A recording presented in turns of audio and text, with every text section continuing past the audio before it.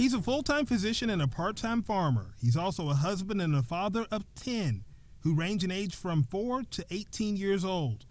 And if that weren't enough, he's just been called as the new bishop for the Simpsonville 3rd Ward of the Church of Jesus Christ of Latter-day Saints. By day, Dr. Brooks Smith of Pelzer takes care of the physical needs of his elderly patients at Partners in Primary Care in Anderson.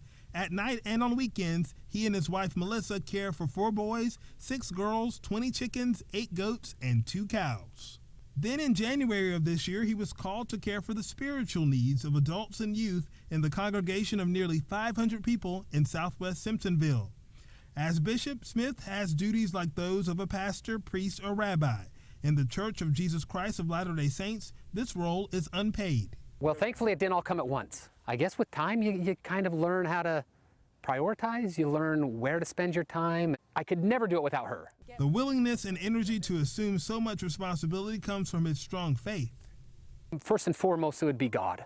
It would be our belief in a Father in heaven who has a purpose for us. And part of that purpose is family, part of it is working, part of it is service and helping others. We do believe that the first commandment is to love God with all of our heart, might, mind, and strength. And we believe that if we put Him first, we honor Him, He'll honor us. And He's done that for us. And the Lord loves effort. We put forth our best effort, and I feel like everything has been multiplied. One of the tenets of Smith's faith is to be self-reliant, and that's where the farm comes in. The Smith family resides on a small 12-acre farm in rural Pelzer.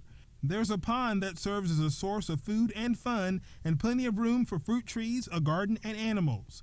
There's also a barn, a basketball court, a zip line, and lots of space for 10 children and their friends to spread out. There's always something to do. Always things that need to be fixed, always things that need to be cleaned. And the Fences kids, mended. Right. Yep. Kids may not appreciate it, but we think it's good. For example, 2 girls are assigned to the goats. Put them in, take them out, give them the wormy medicine, but they do everything. And these are girls that never even had a pet a year and a half ago. And one of the boys' first assignment was to paint the barn. We paid them by the hour, so it took them a really... I learned my lesson. I learned my lesson to not do that anymore. Yeah, as long as they could.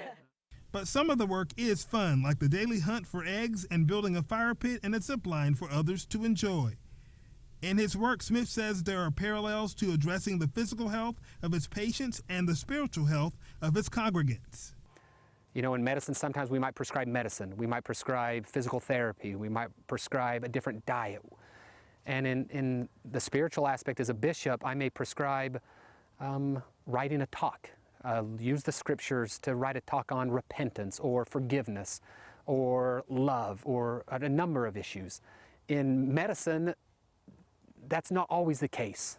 Sometimes there's just some things that you just can't do anything about. In the gospel, there's always a solution.